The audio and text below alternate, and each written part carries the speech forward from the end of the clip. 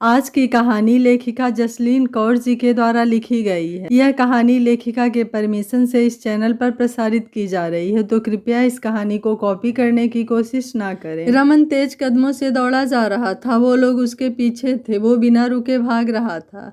उसे पता था कि अगर वो रुक गया तो वो लोग उसे मार डालेंगे। उसके पास गोलियां खत्म हो गई थी और वो पीछे गोलियां बरसाते आ रहे थे। उसने एक टैक्सी रोकी और उसमें बैठ गया।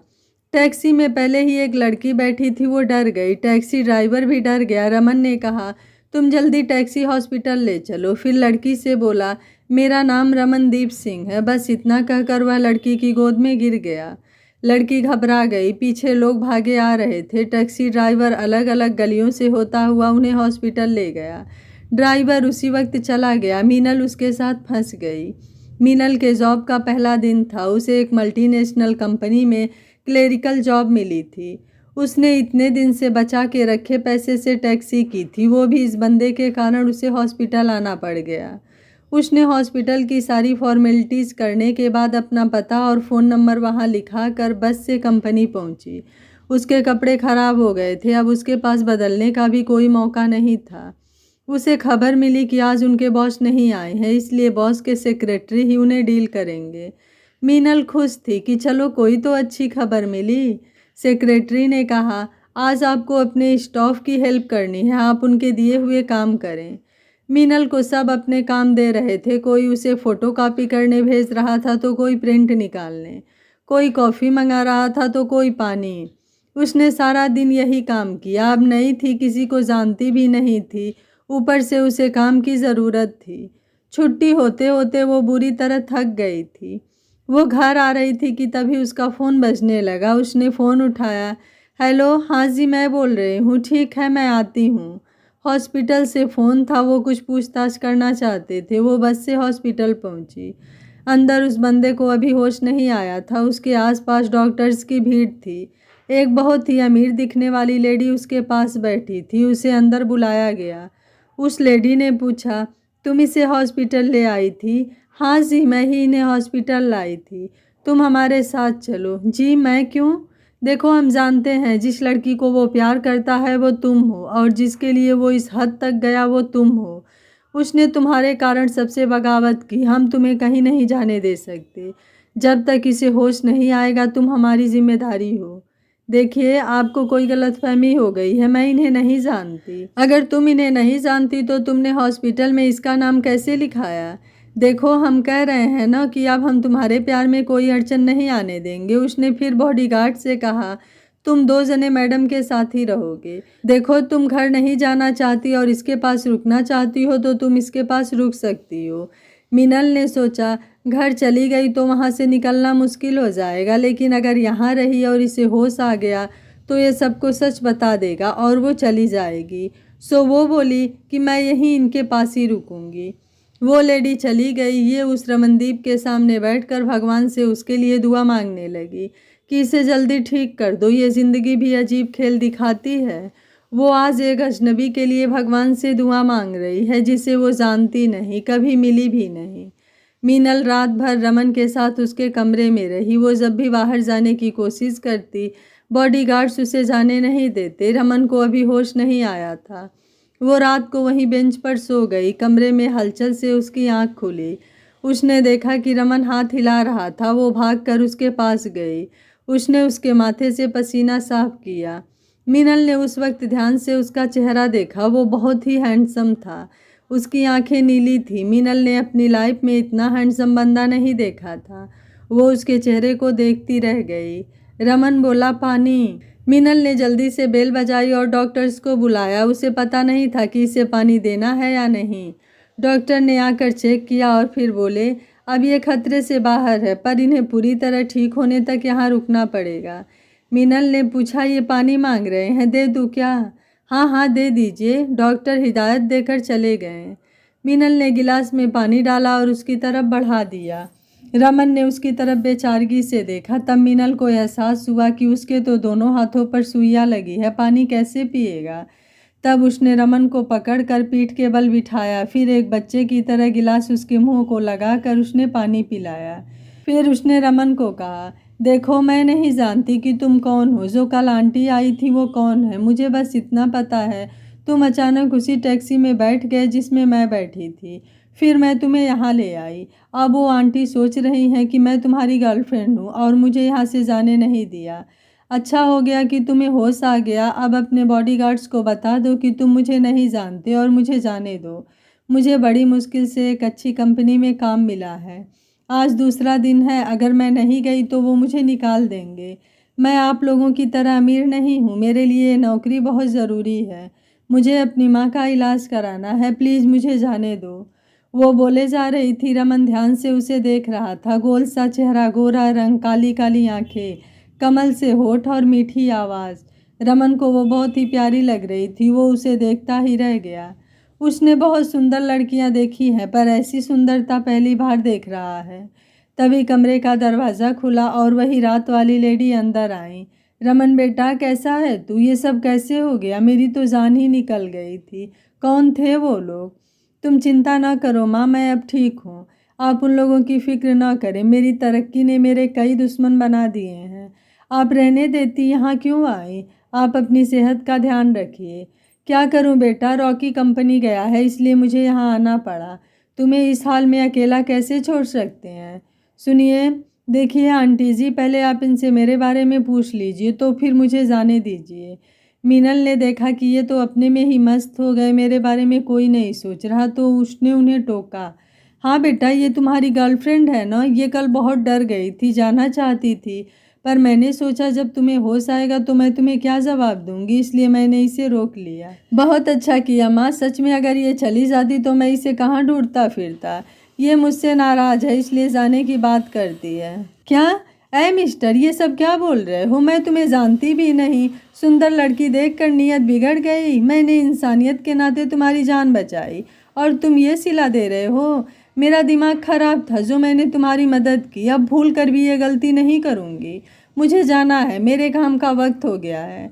वो जाने लगी तो बॉडीगार्ड्स ने उसे रोक लिया। उसने बहुत हाथ पैर मारे मगर कोई हल नहीं। वो फिर बोली, आंटी जी मैं सच कह रही हूँ, मैंने अपने 22 साल की ज़िंदगी में इस इंसान को कभी नहीं देखा।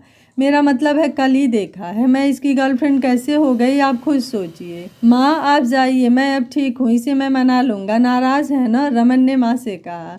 माँ वहाँ से चली जाती हैं। मीनल भी उनके साथ निकलने लगती है पर बॉडीगार्ड उसे जाने नहीं देते। वो उन्हें कहती है, भैया देखिए, आपको मैं आपकी छोटी बहन जैसी नहीं लगती? देखिए ये खराब बंदा मुझे फंसा रहा है। प्लीज़ आपको आपकी बहन की कसम, मुझे जाने दो।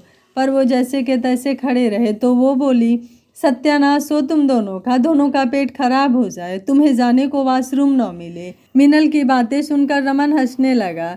उसकी हंसी रुकी नहीं रही थी। मिनल उसे हंसते हुए देख बोली, बड़ी हंसी आ रही है ना? देखो हंस जितना मर्जी लो, बस मुझे जाने दो। मेरे ऑफिस का टाइम हो गया है। कसम खाती हूँ आगे से कोई मर भी जाए तो उसे नहीं बचाऊंगी। गलती हो गई, तुम्हें बचाया, अब माफ़ भी कर दो, मुझे जाने दो। वो रोने लगी। रमन को पता नहीं क्यों ये अच्छी लगी। वो सोचने लगा कि मेरी गर्लफ्रेंड ने तो मुझे धोखा दे दिया। अब दादाजी की शर्त है कि अगले हफ्ते शादी करनी है, उसका क्या करूं? ये लड़की अच्छी है, इससे शादी कर लेता हूँ। दादाजी ने मेरी गर्लफ्रेंड को देखा तो है नहीं। अपनी बात भी पूरी हो जाएगी और दादाजी की बातें भी नहीं सुननी पड़ेगी। पर इसे कैसे मनाऊं? उसने मिनल से कहा, तुम जाना चाहती हो ना तो चली जाना, पर बदले में तुम्हें मुझसे शादी करनी होगी। ठीक है, मुझे मंजूर है, मिनल बिना सोचे बोली। फिर जब बात समझ आई तो बोली, क्या कहा? शादी? दिमाग तो नहीं खराब है तुम्हारा? तुम खुद को समझते क्या हो? शक्ल देखी है अपनी? चलो माना कि अच्छी है, इसका मतलब ये थोड़े है कि मैं मीनल तुमसे शादी कर लूँ। मुझे नहीं मंजूर, मुझे जाना है, तुम किसी और को ढूंढो। देखो मैं तुमसे ज़बरदस्ती नहीं कर रहा, इसमें तुम्हारा भी फ़ायदा है। तुम कह रही थी ना कि तुम्हारी माँ बीमार है, मैं उनका सारा खर्चा उठाऊंगा, उनका इलाज अच्छे हॉस्पिटल में करवाऊंगा। मीनल सोचने लग गई। रमन ने बात बनती देखी तो बोला, सोच लो, बाकी ये नहीं है कि मुझे तुमसे प्यार हो गया है या मैं तुम्हारा दीवाना हो गया हूँ। असल में मेरे दादाजी ने शर्त रखी है कि अगर मैं हफ्ते के अंदर शादी कर लेता हूँ तो वो मुझे जायदाद में हिस्सा देंगे, नहीं तो वो मेरे सौतेले भाई को दे देंगे। मेरी गर्लफ्रेंड मुझे धोखा दे गई, मेरे पास और कोई चारा नहीं है। तुम्हारा मतलब है कि हम शादी सिर्फ लोगों को दिखाने के लिए करेंगे? मैं तुम्हारी जायदाद दिलाने में मदद करूंगी और तुम मेरी माँ का इलाज करवाओगे, पर मेरी भी एक शर्त है कि मैं काम फिर भी करूंगी। ओके डन, जैसा तुम कहो। कब करनी है शादी? मैं ठीक हो जाऊं फिर कोर्ट में कर लेंगे। ठीक है, फिर अब मैं काम पर जाऊं? चली जाओ, पर अपनी बात से मुकरोगी तो नहीं? नहीं नहीं, मैं शाम को वापस आ जाऊंगी।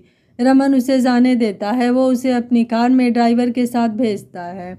वो बस स्टॉप के पास उतर जाती है। नहीं चाहती है कि उसे कार में कोई देखे। वो फिर सारा दिन उसी तरह काम करती है। कोई उससे चाय मंगवाता है, कोई फोटोकॉपी करवाता है। सब अपने हिस्से का काम उससे करवाते हैं। शाम को वो थकी हुई वापस बाहर आती है तो बस स्टॉप के पास ड्राइवर कार लिए खड़ा था। वो खुश हो जाती है, उसके किराए के पैसे जो बचेंगे। वो हॉस्पिटल पहुंच जाती है। रमन अब काफ़ी ठीक हो गया था। वहाँ बैठा जूस पी रहा था। उसका सेक्रेटरी उसे कंपनी के बारे में बता रहा था। मीनल उसे देखकर दूर ही बैठ जाती है।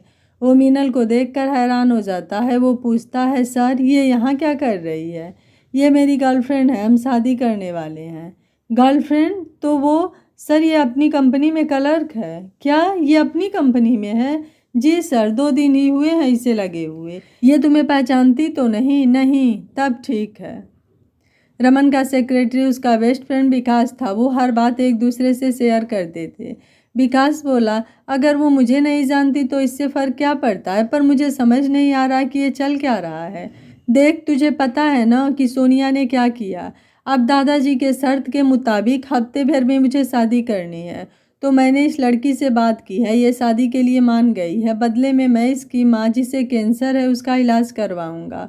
ओह, तो ये बात है, पर इससे उसका मुझे पहचानने का क्या रिश्ता? उसे शादी से पहले ये पता न चले कि वो कंपनी मेरी है। कहीं वो अपना इरादा न बदल दे। हाँ, तू तो बड़ा स्कीमी हो गया है। और कोई बात तो नहीं? अरे नहीं, तू शादी के कागज़ तैयार कर। ये बात हम तीनों में ही रहे। अब उसे अंदर बुला ले। विकास मीनल को अंदर बुला लाता है। मीनल उससे पूछती है, तबीयत कैसी है आपकी? पहले से ठीक है। फिर विकास की तरफ इशारा करते हुए बोला, मीनल ये मेरा दोस्त विकास है। कोई काम हो तो इसे कहना। इसे साथ ले जाकर अपनी मम्मी को अच्छे हॉस्पिटल में शिफ्ट करा लो। जब तक मैं ठीक होता हूँ ये सारी देख रेख करेगा। नमस्ते जी। फिर रमन की तरफ देख कर बोली, आप कह रहे थे कि शादी के बाद माँ का इलाज कराएंगे। मुझे तुम पर यकीन है। शादी तो होती रहेगी, जो काम ज़रूरी है वो पहले करना है। हम कल सुबह चलेंगे माँ को शिफ्ट कराने। कल मुझे छुट्टी करनी पड़ेगी। पता नहीं देंगे या नहीं, पर यह भी तो ज़रूरी है। तुम काम की बहुत चिंता कर रही हो। जब तुम्हारी रमन से शादी हो जानी है तो तुम्हें ये छोटी जॉब क्यों करनी है? विकास ने पूछा। इनका क्या पता, आज शादी के लिए कहा है, कल को तलाक दे दें। मुझे तो अपनी लाइफ सिक्योर रखनी चाहिए। दोनों इसकी बात सुनकर हैरान रह गए।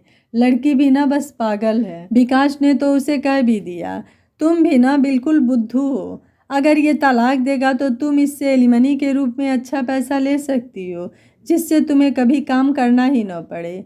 रमन जी, ये आपका दोस्त है? कमाल है, ऐसे दोस्त के होते दुश्मन की क्या ज़रूरत। ये आपको डुबो देगा। मीनल बोली, लेकिन मैं तो तुम्हें समझा रहा हूँ। ठीक है, पर मुझे तो आप आज मिले हैं। ये आपका बचपन का दोस्त है। अगर मुझे एलिमनी वगैरह के बारे में नहीं पता तो इसमें आपके दोस्त का ही फ़ायदा है। पर आप मुझे बताकर इनका नुकसान नहीं कर रहे हैं क्या?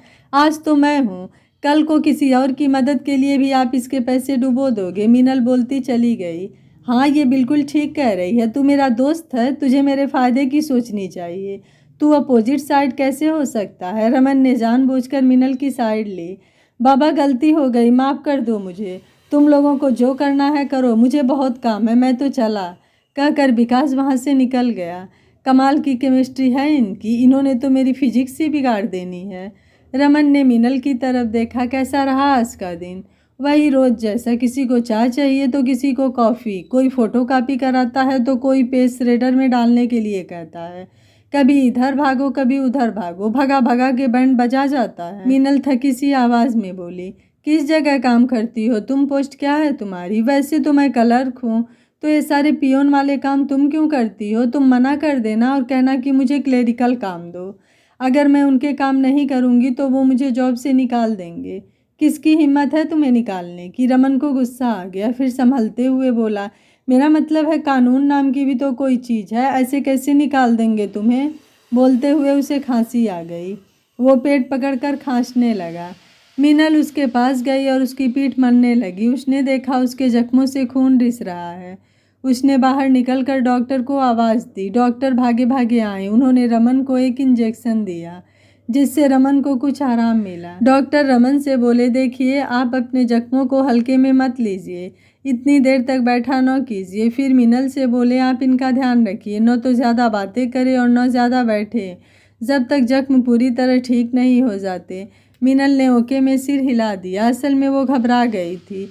उसे लग रहा था कि उसके जख्म खुल गए हैं। उसकी आंखों में आंसू आ गए। डॉक्टर के जाने के बाद मीनल ने अपनी आंखें साफ की और रमन से बोली, आपको समझ नहीं आता डॉक्टर क्या कह कर गए हैं? आप अपनी ही चलाते रहते हो। अब अगर जख्म खुल जाते तो आराम से लेटे रहा करो, कोई ज़रूरत नहीं है बैठने की।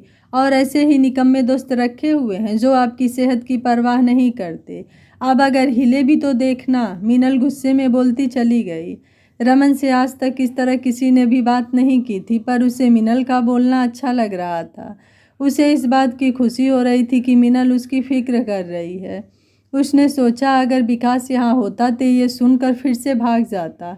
वो हंस पड़ा। मीनल उसे हंसते देख बोली, इसमें हंसने की क्या बात है? मैं कोई जोक सुना रही हूँ क्या? किस बात की हंसी आ रही है आपको? मैं कोई पागल हूँ जो बोले जा रही हूँ? आपको तो कोई फ़र्क नहीं पड़ रहा, हंसे जा रहे हो। नहीं बाबा, मेरी इतनी हिम्मत कहाँ जो तेरी बात पर हंसूँ। मुझे तो वो विकास का चेहरा याद आ गया इसलिए हंसा। ठीक है, अब आराम से सो जाओ। मीनल ने उसकी चादर उसके कंधों तक की। फिर जाने लगी तो उसने उसकी बाँह पकड़ ली। मीनल ने उसकी तरफ देखा। क्या हुआ? तुम यहीं मेरे पास बैठो, कहकर उसने मीनल की बाँह पकड़कर बिठा लिया। मीनल भी बैठ गई। रमन उसे अपने बारे में बताने लगा। देखो, कल अपनी शादी है। मैं तुम्हें अपने पास्ट के बारे में बताना चाहता हूँ ताकि तुम बाद में पता लगने पर ये न कहो कि मुझे ये पता नहीं था। मैं बहुत बड़ी कंपनी का मालिक हूँ। मेरी गर्लफ्रेंड थी सोनिया, उसने मुझे मिलने बुलाया था। वहाँ पर पता नहीं कैसे ये गुंडे आ गए, उन्होंने मुझ पर हमला कर दिया। वो मुझे मारने ही आए थे पर मैं वहाँ से भाग निकला, बाकी तो तुम जानती ही हो। मीनल बोली, आपका ये सोचना है कि इस सब में सोनिया शामिल थी इसलिए आप मुझसे शादी कर रहे हो। अगर कल को पता चला कि उसका कोई कसूर नहीं था फिर क्या करोगे आप? आपको उससे बात करनी चाहिए थी। एक बार बात क्लियर कर लेते फिर ये फैसला करते। नहीं, मैंने बहुत सोच समझकर फैसला लिया है। सोनिया ने जब मुझे फ़ोन किया मुझे तभी अजीब लगा था। फिर जब मुझे उन लोगों ने घेर लिया तो उन्होंने सोनिया को जाने को कहा और तुम मानोगी कि वो वहाँ से चली गई। तुम ही बताओ कि गुंडों को किसी से फ़र्क क्यों पड़ेगा? वो उसे क्यों जाने देंगे? इतना तो डर सबको होता है कि वो पुलिस को न बुला ले, पर उन्होंने उसे जाने दिया। मुझे आस थी कि वो पुलिस को ले आएगी और मुझे बचाएगी, पर ऐसा नहीं हुआ। उल्टा उस दिन के बाद सोनिया ने न तो फ़ोन किया न मुझे मिलने आई। जब मैं उससे पुरानी डेट्स के बारे में सोचता हूँ तो मुझे एहसास होता है कि वो हर बार कोई ना कोई डिमांड करती थी और मैं उसकी हर मांग पागलों की तरह पूरी करता था। एक बार उसने डायमंड सेट मांगा, मैं बहुत बिजी था तो भूल गया। जानती हो, जब उससे मिलने गया तो उसने गले लगते ही सेट के बारे में पूछा। मैंने उससे कहा कि मैं भूल गया तो वो उसी वक्त रूठ गई और बोली कि मुझसे तब बात करना जब सेट लाओगे। उस वक्त मुझे उसकी ये बातें प्यारी लगती थी। अब सोचता हूँ तो लगता है कि मैं बहुत बड़ा बेवकूफ़ था। उसे सिर्फ मेरे पैसे से प्यार था। रमन बहुत दुखी लग रहा था। मीनल ने उसका हाथ पकड़कर कहा, चलो ठीक है, अब ये सब मत सोचो, आराम करो। देखिए, आप सही हो सकते हो, पर कल को आपकी बात गलत निकली और वो वापस आ गई तो घबराइएगा नहीं। मैं आपके लिए मुश्किल नहीं खड़ी करूँगी। मैं जब आप कहेंगे आपको छोड़ दूँगी। अपनी शादी कौन सी सच्ची होगी? हम दोनों ही मतलब के लिए शादी कर रहे हैं। जब चाहे तब तोड़ सकते हैं।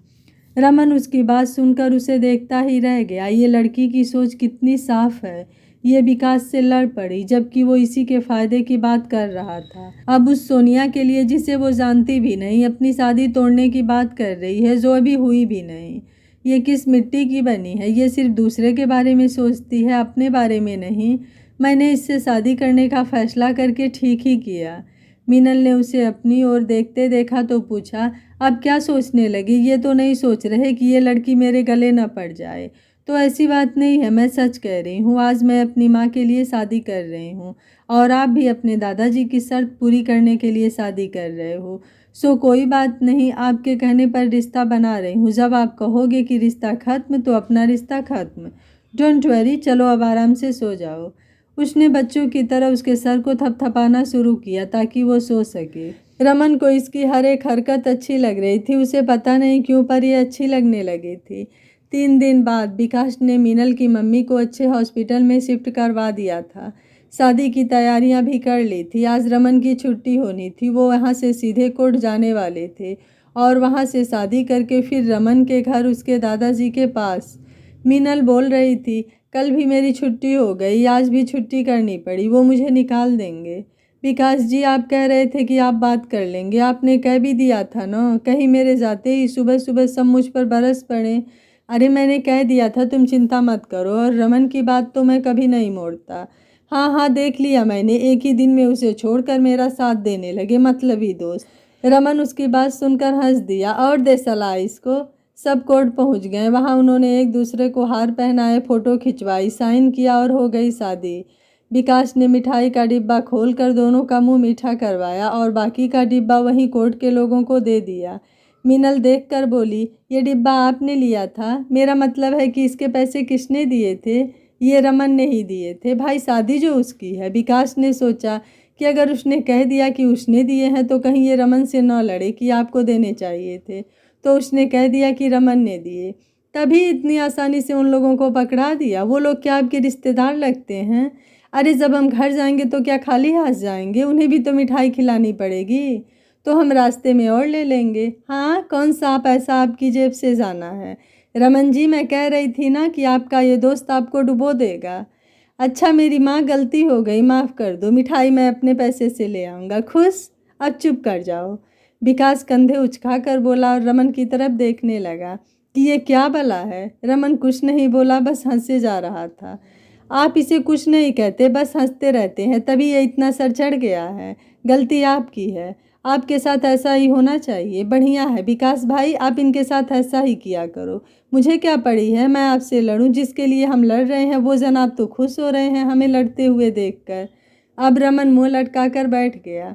अब खुश होने की बारी विकास की थी। रमन उससे बोला, ज़्यादा खुश ना हो, चुपचाप गाड़ी चला, जल्दी घर चल, मैं थक गया हूँ।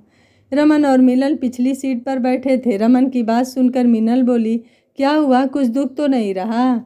आप ऐसा कीजिए, यहाँ लेट जाइए। हाँ ऐसे। विकास भाई ज़रा ध्यान से गाड़ी चलाना, इनके जख्म अभी भरे नहीं हैं, वो रमन को अपनी गोद में लिटाते हुए बोली। रमन आराम से उसकी गोद में सर रखकर लेट गया।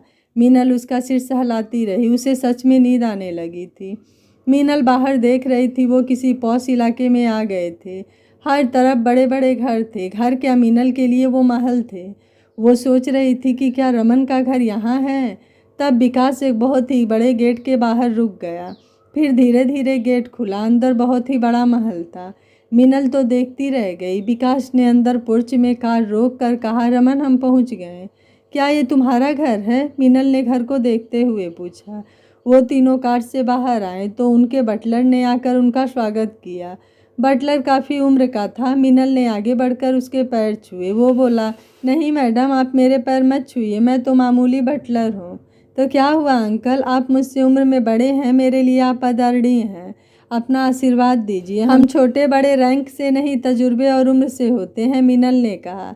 हाँ हाँ, जीती रहो मैडम, भगवान आपकी उम्र लंबी करे, आपकी और रमन बाबा का उम्र भर बना रहे। बटलर उसे मन से दुआएं दे रहा था। देखिए अंकल जी, आप मुझे ये मैडम मत कहिए, बेटी कह लिया करो। बेटी नहीं, फिर मैं आपको बहू रानी कहूँगा, बटलर बोला। चलो ये भी ठीक है अंकल जी। वो उन तीनों को अंदर लिविंग रूम में ले आया। मीनल घर को देख रही थी। उसके पूरे मोहल्ले से बड़ा घर था उनका। अंदर एकदम महलों जैसा घर था। शानदार मूर्तियाँ और एंटीक आइटम से सजा हुआ। लिविंग रूम में दरवाजे से काफ़ी आगे था। अंदर आलीशान सोफे पर एक बुजुर्ग सरदार जी बैठे थे। उनका चेहरा रौबदार था। वो किसी राजे की तरह सोफे पर बैठे थे। तीनों उनके सामने गए। दादाजी, ये मेरी पत्नी है मीनल, रमन ने कहा। मीनल ने आगे बढ़कर उनके पैर छुए और रमन को भी इशारा किया। रमन ने भी उसके पैर छुए। दादाजी ने मुंह ऊपर उठाकर देखा तो मीनल को देखकर बोले, तो इस लड़की से शादी की है तुमने? वो उठे और मीनल से बोले, तुम मेरे पीछे आओ और कोई नहीं आएगा। मीनल ने रमन की तरफ देखा, उसने इशारा किया कि जाओ। वो खुद विकास के साथ वहाँ बैठ गया। दादाजी उसे एक कमरे में ले गए। उस पूरे कमरे के चारों ओर किताबें ही किताबें थीं, मानो लाइब्रेरी हो। वो उधर पड़े बड़े से सिंहासन नुमा कुर्सी पर बैठ गए और उन्होंने मीनल को सामने पड़ी कुर्सी की तरफ इशारा करते हुए कहा, बैठो। मीनल बैठ गई। तभी बटलर उनके सामने टेबल पर कई बॉक्स ले आया। वो एक बॉक्स खोलकर मीनल के आगे रखने लगे। मीनल ने देखा ये डायमंड के एक से बढ़कर एक सेट थे, पर मीनल के चेहरे पर कोई इंटरेस्ट नहीं था उन्हें देखने में। दादाजी बोले, ये सारे सेट तुम्हारे लिए। इसके अलावा कितने रुपए तुम लेना चाहोगी रमन को छोड़ने के लिए? तुम्हारी हर मांग मानी जाएगी। मीनल को पुरानी फिल्मों का सीन लग रहा था। वो बोली, दादाजी मुझे इन सब की कीमत नहीं मालूम, पर मैं फिर भी सोचती हूँ कि रमन जी की कीमत इन सब से कहीं ज़्यादा है, या ये कहूँ कि वो बेशकीमती हैं। इन चीज़ों के बदले मैं उनका सौदा नहीं कर सकती। इससे आपकी भी बेइज्जती है और आपके बेटे के बेटे की कीमत आप कैसे लगा सकते हैं? तुम ये चालाकी मेरे साथ मत करो। फिल्में मैंने भी बहुत देखी है। मैं जानता हूँ कि तुम सोच रही होगी कि कुएं को छोड़कर 1 या 2 घड़े पानी क्यों लूँ, है ना? तो तुम खुद बता दो कि तुम्हें क्या चाहिए।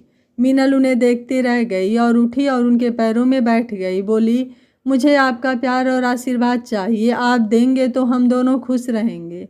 दादाजी सबको पैसे से न तौले। आपके पोते ने भी यही सीख लिया है। वो भी हर रिश्ते को पैसे से तौलता है। रिश्ते को प्यार से तौलो। प्यार की बात करती हो, क्या तुमने उससे शादी प्यार के लिए की है या वो तुम्हें प्यार करता है इसलिए ये शादी की है? मैं इतना तो जानता हूँ, उसे उसकी अपनी गर्लफ्रेंड उसे धोखा दे गई तो वो निकम्मा किसी भी लड़की से शादी कर लाया, वो भी सिर्फ जायदाद के लिए। उसने तो जायदाद के लिए ये शादी की है और तुमने उसकी दौलत के लिए, है ना? मीनल की आंखें भर आई। वो बोली, दादाजी मैं यही बात कर रही थी कि आपने रमन को भी ऐसा ही बना दिया है। आपने पोते को जायदाद का लालच देकर शादी के लिए मना लिया। उन्होंने कोई और लालच देकर मुझसे शादी कर ली, पर इसमें उनका कसूर नहीं है, आपका है। तुम बातों को घुमाना बहुत जानती हो। मैंने तुम्हें पूछा है कि तुम्हें उसने कितने देने का वादा किया है। मैं उससे दुगना दूंगा। तोड़ दो ये झूठी शादी। दादाजी उन्होंने मुझे लालच नहीं दिया है, वादा किया है। मेरी माँ को कैंसर है। शादी के बदले वो मेरी माँ का इलाज अच्छे हॉस्पिटल में कराएंगे। मुझे इनसे एक पैसा नहीं चाहिए। अपने गुजारे के लिए मैं नौकरी करती हूँ और करती रहूँगी। मैं माँ के इलाज के अलावा इनसे या आपसे एक पैसा नहीं लूँगी, पर मेरी आपसे विनती है, इस तरह पैसों से खेलना छोड़ दीजिए। ये रिश्ते सौदेबाजी से नहीं निपटते। उसकी बातें सुनकर दादाजी को उस पर तरस आया। इतने पैसे के होते हुए भी ये सिर्फ अपनी माँ के लिए ज़िंदगी मांग रही है। उन्होंने पूछा, तुम्हारे पापा क्या करते हैं? पता नहीं वो क्या करते हैं। माँ ने बताया कि मुझसे पहले जब वो प्रेग्नेंट हुई तो मेरी दादी और पापा ने चेक कराया और लड़की का पता चला तो उन्होंने उस बच्ची को पैदा होने से पहले ही मार दिया। इस तरह उन्होंने मुझसे पहले 3 बच्चियों को पैदा होने से पहले ही मार दिया। माँ बिल्कुल टूट गई थी। फिर जब मैं होने वाली थी तो माँ ने उन्हें बताया नहीं और वहाँ से भाग आई। मैंने कभी अपने बाप के बारे में जानने की कोशिश ही नहीं की। माँ ने मुझे अकेले ही पाला। अब मेरी बारी है उनका ख्याल रखने की। तुम बातें सच में बहुत अच्छी करती हो। मुझे भी रुला दिया तुमने। दादाजी आंखें पोंछते हुए बोले। कुछ देर चुप रहने के बाद बोले, बेटा तुम मुझे पसंद हो, पर मैं नहीं चाहता कि कल को जायदाद मिलने के बाद वो तुम्हें छोड़ दे। क्या तुम हमेशा के लिए उसके साथ नहीं रह सकती? दादाजी मैं ये वादा नहीं कर सकती क्योंकि उनकी भी अपनी इच्छाएं हैं। हाँ, पर मैं वादा करती हूँ कि मैं आपका साथ कभी नहीं छोड़ूंगी, कहकर उसने वहीं नीचे बैठे बैठे दादाजी का हाथ पकड़ लिया। दादाजी ने उसके सर पर हाथ फेरा और कहा, दादाजी भी तुम्हें कभी नहीं छोड़ेंगे बेटा, कहकर उन्होंने उसका सिर अपने घुटनों पर रखकर उसे सहलाने लगे। बटलर कुछ कहने अंदर आया तो वहाँ का सीन देखकर उसकी भी आंखें भर आई। इतने सालों से इस घर में काम करते हुए उसने इस दौलत से बने महल में हमेशा पैसे की बातें ही सुनी थी। उसने कभी सोचा नहीं था कि दादाजी के मन में भी बच्चों के लिए प्यार होगा। पर सच में ये बहू रानी बातें भी ऐसी करती है कि कोई भी प्यार करने लगे। बटलर ने दादाजी से पूछा, दादाजी खाना लगाएं? हाँ हाँ लगा दो, कुछ मीठा बना लेना, और सुनो बाहर किसी को अंदर की खबर न पता लगे। दादाजी बोले, आप चिंता न करें दादाजी, बटलर ने मुस्कुरा कर कहा। बटलर के जाने के बाद दादाजी ने मीनल से कहा, देखो रमन इतना बुरा नहीं है, इस घर में उसकी सौतेली माँ है, बस उससे बच कर रहना।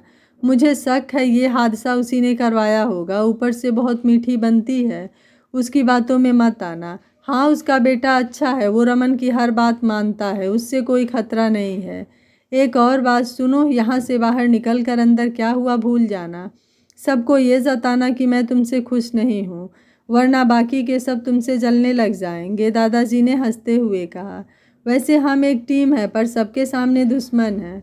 ठीक है अब जाओ और बता देना कि मुझे खरीदने की कोशिश कर रहे थे पर मैं मानी नहीं। ओके आप चिंता न करें, बस अपना हाथ मेरे सर पर रखना। उधर लिविंग रूम में रमन और विकास वेट कर रहे थे। रमन बोला, यार जाकर देखूं, दादाजी पता नहीं क्या कह रहे होंगे उसे, पता नहीं बेचारी का क्या हाल होगा। क्या बेचारी और वो? मुझे तो दादाजी की फिक्र हो रही है, पता नहीं बोल बोल कर दादाजी का दिमाग खा गई होगी। तुझे दादाजी का पता नहीं, वो पुरानी फिल्मों के प्राण की तरह उस बेचारी को कह रहे होंगे, उठाओ ये चेक और दफ़ा हो जाओ यहाँ से। और वो जवाब में पता है क्या कहेगी? वो पूछेगी, ये पैसे आपके अपने हैं क्या? अच्छा आप इसीलिए बांट रहे हैं, क्योंकि ये तो आपके पोतों के हैं, आप यूं ही कैसे किसी को दे सकते हो, वगैरह वगैरह। विकास मीनल की नकल उतारते हुए बोला। रमन ने प्यार से उसे मुक्का मारा, तू उसे ऐसे कैसे बोल रहा है? पर एक बात है, वो सिर्फ दूसरों के बारे में ही सोचती है, अपने बारे में बिल्कुल नहीं सोचती। तभी अंदर से मीनल आती दिखी। रमन उसके पास आ गया। दादाजी ने कुछ कहा तो नहीं? क्या हुआ अंदर? उन्होंने ढेर सारे डायमंड के सेट मेरे आगे रख कर मुझसे कहा कि ये लो और रमन को छोड़ दो, मगर मैंने भी साफ मना कर दिया। उन्होंने बहुत बुरा भला कहा पर मैं कुछ नहीं बोली। इतने में दादाजी भी बाहर आ गए। रमन उनसे बोला, लग गया जोर? आपको क्या लगा हर कोई बिकाऊ है? नहीं, मेरी मीनल उन लोगों जैसी नहीं है। आज नहीं तो कल तुझे भी पता चल जाएगा कि तेरी मीनल कैसी है। ये ज़रूरत से ज़्यादा चालाक है।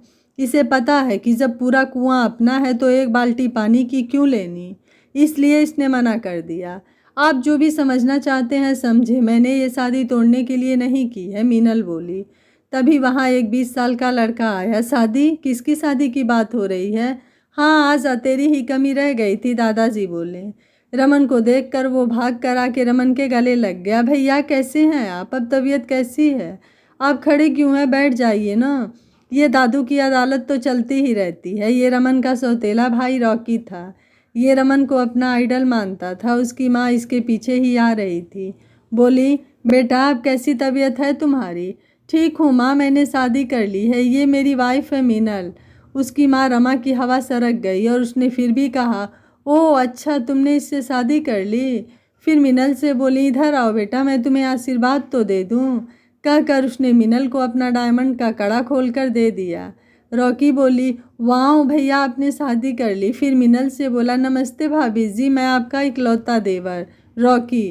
कहकर उसने मीनल के चरण छुए। मीनल ने उसे कहा, मैं तुमसे इतनी भी बड़ी नहीं हूँ, हाथ मिला लिया करो बस। सबने एक साथ बैठकर खाना खाया। फिर रमन ने दादाजी से कहा, हम चलते हैं, मुझे रेस्ट करना है। बेटा आज यहीं रुक जाते, माँ ने कहा। नहीं माँ, फिर कभी, हमें यहाँ पसंद ही कौन करता है, किसके लिए रुके हम? जिसका घर है उन्हें तो हमारी ज़रूरत ही नहीं। रमन ने दादाजी की तरफ देखते हुए बोला, ये ताने किसी और को मारना, मैं क्यों रोकूं किसी को? जिसका मन हो रहे, जिसको जाना हो जाए, दादाजी बोले। मीनल चुपचाप खाना खाती रही। रमन यहाँ से जाना चाहता था क्योंकि वो नहीं चाहता था कि मीनल कोई गलती करे और सबको उसकी शादी का सच पता चले। जब वो जाने लगा तो बटलर ने दादाजी को एक लिफाफा पकड़ाया जो उन्होंने मीनल को दे दिया और बोले, जो भी है तुम शादी के बाद पहली बार घर आई हो, इसलिए ये लो तुम्हारे लिए। पर दादाजी मुझे कुछ नहीं चाहिए। मुझे पता है पर मुझे ये देना है, दादाजी बोले। विकास रमन और मीनल को लेकर उसके फ्लैट में आ गया। बहुत बड़ी बिल्डिंग में 4 BHK फ्लैट था, टॉप फ्लोर पर। विकास उन्हें नीचे छोड़कर जाने लगा तो रमन बोला, यार ये सामान तो ऊपर तक छोड़ा, अब पहले ही दिन मीनल को सारा सामान उठाने को कैसे कह सकता हूँ? और तू हमसे पहले जाकर डोर खोल। विकास उनसे पहले ऊपर आ गया। उसने दरवाज़ा खोलकर अंदर AC ऑन कर दिया। रमन और मीनल लिफ्ट में अकेले थे। मीनल ने रमन की कमर में बाँह डालकर उसे पकड़ा हुआ था, या यूं कहें कि सहारा दिया हुआ था। वो 10th फ्लोर पर उतरे। लिफ्ट उनके घर में ही खुलती थी। घर बहुत बड़ा था। अंदर आते ही पहले लिविंग रूम था, फिर उसके साथ डाइनिंग और किचन था। उसके लेफ्ट में भी 2 बेडरूम और राइट में भी 2 बेडरूम थे। मास्टर बेडरूम रमन का था। रमन को उसके बेड पर लिटा कर विकास उनसे विदा लेकर चला गया। मीनल सोच रही थी कि वो क्या करे। शाम हो गई थी, उसकी चाय का टाइम था। वो रमन से बोली, आप चाय पियेंगे? मेरा तो चाय का टाइम हो गया है, मुझे तो इस समय चाय चाहिए ही। मैं अपनी बनाने जा रही हूँ, अगर आप पियेंगे तो आपकी भी बना देती हूँ। भाई, मेरी पत्नी की पहली डिश है, चाहे चाय ही हो, मैं ज़रूर पीऊँगा, कहकर रमन उठने लगा। आप कहाँ जा रहे हो? आप यहीं लेटिए, मैं खुद ही सब कर लूँगी। आप मीठा कितना लेते हो? तुम जैसा भी बनाओगी मैं पी लूँगा। रमन लेट गया। मीनल किचन में गई। वो हैरान, सारी किचन सामान से भरी पड़ी थी। फ्रिज भी भरा पड़ा था, उसे कुछ भी ढूंढने की ज़रूरत नहीं पड़ी। उसने चाय बनाई और रमन के पास ले आई। रमन उठकर बैठ गया। वो बोला, वहाँ पास ही नमकीन और बिस्कुट पड़े होंगे, ले लेती। हाँ, नमकीन ले आती हूँ, आप क्या लेंगे? कुछ नहीं। फिर दोनों ने चाय पी। रमन ने उसे खिड़की का पर्दा उठाने को कहा। उसने पर्दा उठाया तो वो हैरान रह गई। यहाँ से सारा शहर दिख रहा था और शाम के वक्त सड़कों पर दौड़ती कारें बहुत ही सुंदर लग रही थी। मीनल तो वहीं खड़ी होकर बाहर देखने लगी। मीनल को अचानक कुछ याद आया। वो बोली, मैं आ गई, मगर मैं पहनने के लिए तो कोई कपड़े लाई ही नहीं। तो उसमें क्या है, तुम मेरे कपड़े पहन लेना, कल हम और ले आएंगे। चलो ये भी ठीक है, पर मुझे पूरा टी शर्ट ऊपर पायजामा चाहिए। मैं फिल्मों या नाटकों की तरह अकेली टी शर्ट पहनकर नहीं घूमूंगी। रमन हंस दिया। उससे क्या फ़र्क पड़ता है, तुम हॉट तो फिर भी नहीं लगोगी। मुझे लगना भी नहीं है, मैं जैसी हूँ वैसी ही अच्छी हूँ। तुम लगना चाहो या नहीं, तुम लग ही नहीं सकती। मैं हॉट नहीं हूँ ना सही, तुम्हारी सोनिया तो है ना, वही बहुत है। हाँ यार, सोनिया तो बहुत हॉट है, रमन ने उसे चिढ़ाने के लिए कहा, पर उस पर कोई असर नहीं हुआ। रात को रमन ने उसे अपना नाइट सूट दे दिया। मीनल का फ़ोन बजा। उसने देखा उसकी फ्रेंड रूही का फ़ोन था। रूही बोली, यार कहाँ है तू? इतने दिन हुए घर भी नहीं आई। आंटी तो ठीक है ना? वो दोनों एक मकान में रहती थी, वो और जगह काम करती थी। मीनल इतने दिन से आई नहीं तो उसे चिंता हुई। वैसे मीनल ने उसे फ़ोन कर दिया था, पर क्लियर नहीं किया था कि क्या बात है। मीनल ने बताया, रूही ध्यान से सुन, आज मेरी शादी हो गई है। अब से मैं अपने पति के साथ उनके घर में ही रहूँगी। क्या तूने शादी कर ली? मुझे बुलाना तो दूर, मुझे बताया भी नहीं। तू नाराज़ न हो, अभी मैंने माँ को भी नहीं बताया है, सुबह ही तो शादी हुई है। ओह अच्छा, कोई बात नहीं, जा तुझे माफ़ किया। आज तेरी वेडिंग नाइट है ना? क्या वेडिंग नाइट? ओह हाँ, आज तो। रूही, इस बारे में तो मैंने सोचा ही नहीं था, अब क्या करूं? तूने क्या करना है? अरे हाँ सच, जीजा जी दिखने में कैसे हैं? सच बताऊं, वो तो बहुत ही हैंडसम है। उसकी नीली आंखें हैं, रंग गोरा है। यार कसम से जब मुस्कुराते हैं ना, जान निकाल लेते हैं। आय हाय, हमें भी कभी मिलवा उनसे। हाँ ज़रूर, कहकर उसने फ़ोन रख दिया। वो फ़ोन करने के साथ ही बेडरूम में आ गई। उसने कमरे को देखा। उसके दिमाग में एक बात आई। वो रमन के पास गई और बोली, रमन, इस घर में कितने कमरे हैं? मैं ये 7 वाला कमरा लूँगी। तुम जो कह रही हो सोचा भी है? हमारी शादी हुई है, कोई मजाक नहीं। तुम्हें वो कमरा लेना है ले लो, पर रहना मेरे कमरे में ही पड़ेगा। अगर दादाजी को पता चल गया कि हम अलग अलग कमरे में सोते हैं तो उन्हें सब सच पता चल जाएगा। फिर कुछ रुक कर बोले, वैसे भी हम पति पत्नी हैं तो एक कमरे में रहना और सोना नेचुरल बात है। वैसे भी आज अपनी वेडिंग नाइट है। मिनल की धड़कन तेज हो गई। इसे याद है, अब मेरा क्या होगा? मिनल सोचने लगी। जब वो कमरे में आई तो रमन आराम से बेड पर लेटा था। उसने मिनल को अपने पास बुलाया। देखो, बेड की ये साइड मेरी है, तुम वो साइड ले लो। और हाँ, जैसे कार में तुम मुझे सुला रही थी ऐसे ही सुला देना प्लीज़। मिनल कहती है, ठीक है, मुझे कोई ऐतराज़ नहीं है। फिर मिनल रमन का सर अपनी गोद में रखकर उसे सुनाने लगी। उन्हें पता ही नहीं चला कि दोनों कब सो गए।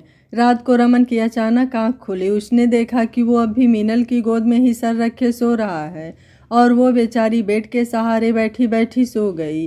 वो आधी गिरी हुई थी। उसने बड़े प्यार और आराम से मीनल को पकड़ा। उसने एक हाथ मीनल के सर के पीछे रखा और दूसरा कमर के पास, और बच्चों की तरह उसे गोद में उठाकर सीधा बेड पर लिटा दिया। मीनल ने एक पल के लिए आंखें खोली, उसे देखा, फिर सो गई। मीनल ने उसे अपनी बाहों में कस लिया। उसे लगा रूही है और सोते हुए बोली, रूही, तुझे पता है उसकी स्माइल जानलेवा है। रमन उसके पास था। वो पहले झटके से संभला नहीं था कि उसके बोलने ने और झटका दे दिया। वो सोच में डूब गया। किसकी स्माइल की बात कर रही है ये? और ये रूही कौन है?